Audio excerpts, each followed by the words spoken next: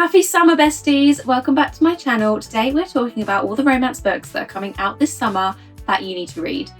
I'm so excited. There's so many books on here. Some that have already even been released, like just released, and I've still not read. Yeah, your TBR is about to grow if you love romance because so many good books this summer. Let's look at what we've got. Okay, the first book came out on April 15th and it is Wild and Wrangled. It is the fourth book in the Rebel Blue Ranch series. It's just a cowboy romance and I'm very excited about it. Watch me say excited like 1,000 times in this video. I loved the first and third books in the Rebel Blue Romance series because Rebel Blue Romance? In the Rebel Blue Ranch series, they were just so wholesome, so cutesy, so giggly. I just love them. The second one didn't hit quite as much. It was still good, but I didn't love it in the same way. So I'm really hoping this fourth one is going to be everything we need to round off this series. Also, they're really short and sweet, so they're like perfect if you've just got like a flight or something like that you need to like read on, like or just a window of time, or you just want to sit in the garden. They're just really easy to read, but still really enjoyable. Definitely recommend. Recommend it even though I haven't read it. Have you read it? Comment below if you have. Next we have what I would call one of like Bookstagram and BookTok's most anticipated books of 2025, and that is Great Big Beautiful Life by Emily Henry. We all love Emily Henry. Even people that don't love Emily Henry, I think they still like her. I just think her writing is so enjoyable. People find it so easy to connect with her characters. She just writes so well. I need to read this book. I can't believe it's been out a month. It's been out a month and I've still not read it. Every time I've seen it when I've been out, it's had like sprayed edges or it's been really expensive, so I haven't got around to buying it yet. And now my TBR is too big for me to buy another book. So I need to read some more and then I can buy it. Emily Henry's latest book is basically about two writers that are competing for the chance to write a biography of this star, basically like tabloid star. And yeah, they're like enemies. Like, I don't even know if they're enemies. I get the vibe that they aren't exactly friends. They're very different people who have very different writing styles. Yeah, and they both want to write this biography of this woman, and she invites them both to come and do it, and then she's going to pick one at the end of the month. I've heard this book literally gives Emily Henry meets Seven Husbands of Evelyn Hugo, Taylor Jenkins Reid's book, like vibes together, and I am so here for that. The Seven Husbands of Evelyn Hugo, I know it's like such a BookTok hyped book, but it's such a good book. It's so good, and it's not just like hype. It deserves that hype so well. It's amazing. So that with Emily Henry, I'm here for it. Next up we have One Golden Summer by Carly Fortune, which is out on May 6th. And Carly Fortune has been on my TBR, like my mental TBR of someone I want to read her books for so long. I've wanted to read her writing for so long and just not got around to it, and like seeing this one come out has just made me want to read her stuff even more. The main character in this story is a photographer, and she has to go back to where she used to spend her childhood summers in order to look after her nan. Then I think someone from her past is there, and it's a romance and we can see where that's going. I like the fact that the blurb doesn't give too much away, because obviously romance books, there are a formula and we all know the formula and we generally know we're going to get that happy ending. But I like it when the blurb doesn't actually like tell you where the story is going. We only really know like the first chapter of where that's going to be, and who knows who she's going to meet and how our formula is going to fall into place. So far this book's done really well on Goodreads. It's got quite a high rating, so it's clearly being really enjoyed by the people that are reading it, which makes me want to read it more. Next up we have another book that I'm just seeing everywhere. There's so many like really big romance releases this summer. We've got Rewind It Back by Liz Tomford. This is the book in the Windy City series. I've currently only read the first two and I've really enjoyed them. I don't know why when I say a number I have to like put the hands of them up. I think that's like a teacher thing where I'm like, children have to be able to like instantly see how many. I'm rambling. I'm seeing lots of people reading this book on BookTube and Bookstagram.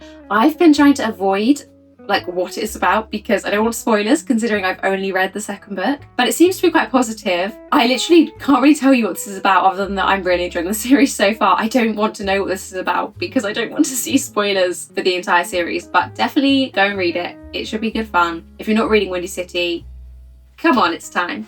Just to give you a bit of context about the series, it is a sports romance series, and although it is a romance, the characters so far in the 2 books I've read, they have other stuff going on, and it's really stories of personal development of those 2 characters, which just adds this extra layer, which makes it really interesting. So yeah, definitely recommend if that's the sort of thing you like. The next romance release that you need to add to your summer TBR is Releasing 10. This is the 6th book in the Boys of Tommen series, and I absolutely adore the Boys of Tommen series. It's all about these kids that go to this private school called Tommen College, and it's just their lives, which are very, very complicated. If you're going to read these books, definitely check trigger warnings because they are really heavy, really graphic. They will destroy you a little bit. Your heart probably will never be the same, and you won't be able to stop thinking about these characters. Binding 13 and Keeping 13 are still my favourites. Anyway, back to Releasing 10. This is focusing on new characters. One of the characters, I don't not like her, but she does need a redemption story because she's not been the nicest person in the first 5 books. So I'm really interested to see how Chloe Walsh does that. Absolutely love Boys of Tommen. Definitely recommend reading the series. If you've started Releasing 10, comment below your thoughts so far. I'm so excited to read this one. I really think it's going to be one of my favourite books of 2025. So, yay! Yay for romances coming out this summer. Next up, we have Problematic Summer Romance by Ellie Hazelwood. Again, this is a sequel. It's the 2nd book in the series. I think it's only a 2-book series though, and it's a standalone sequel, if that makes sense. Like, I don't think you need to have read the 1st book to understand the plot of this one, but they're interconnected, and if you're like me, you have to read these things in order. I actually think this book sounds better than the first one in the series, than Not in Love. I enjoyed Not in Love, but I didn't like it as much as some of Ellie Hazelwood's other books. This one is forced proximity, which I enjoy, as long as it's believable, and it is a big age gap. I think the age gap is almost a bit too big. It does seem a bit creepy. Maybe it's not, I can't remember what it was, but I remember thinking, oh, that's a big age gap. But I think that is going to add an element of, oh, we really don't want this to happen, this isn't practical. And yeah, obviously, formula, they can't always control how they feel about each other. I think it will add a layer of complexity to the story, which is quite fun, and just, I don't know, add a bit more tension, a bit more resistance. I'm excited for that. I'm so here for that. And I think Ellie Hazelwood can write tension really well. So I think that's going to be really good. I'm really intrigued by this one. I think I'm either going to love it or I'm going to hate it. But I like that. Let's see. Our 7th book is It's a Love Story by Anna Bowman Monaghan. This is another author I've always wanted to read but just haven't got around to yet. I know she's really popular, and I think it's her book Nora Goes Off Script. That's the one I want to read. I think so many people have said good things about that. And yeah, she's releasing another book this year, super exciting, and I know lots of people are really looking forward to this one. I read the blurb a few times because it just confused me a little bit, and obviously I'm sure it'll be better explained in the book, and probably better explained than how I'm going to try and relay it to you now. But basically I think it's about this like creative executive for like a film production company, and she ends up telling a bit of a lie that she can get this famous singer to put their song, or like to write a song for the film she's working on. And she does this because she really wants to get like her project to go through. But the thing is, she doesn't know how to do that.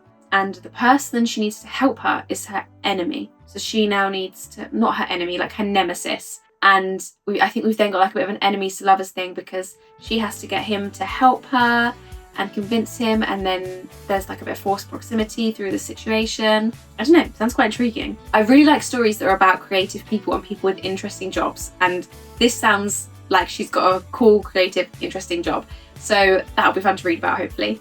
Our final book to add to our summer romance TBR is Sounds Like Love by Ashley Poston. I loved The 7-Year Slip. I know so many people that enjoyed The 7-Year Slip. This is another magical realism from Ashley Poston. She writes it so well. I haven't actually read any of her other books, and I think this one is going to like the top of my Ashley Poston new book TBR list.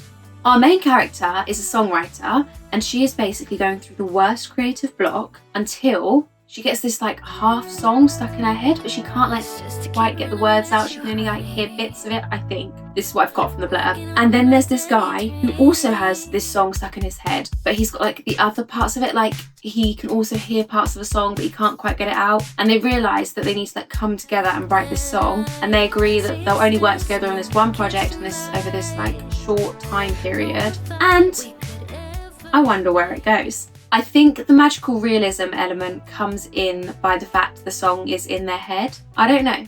From the blurb, it's really giving grumpy cross sunshine vibes, which I love. It's such a fun trope. Yeah, I'm excited to see where this one goes. Obviously, who knows where it's gonna go? I can make a good prediction, but I think they realise that they've been brought together for more than just a song.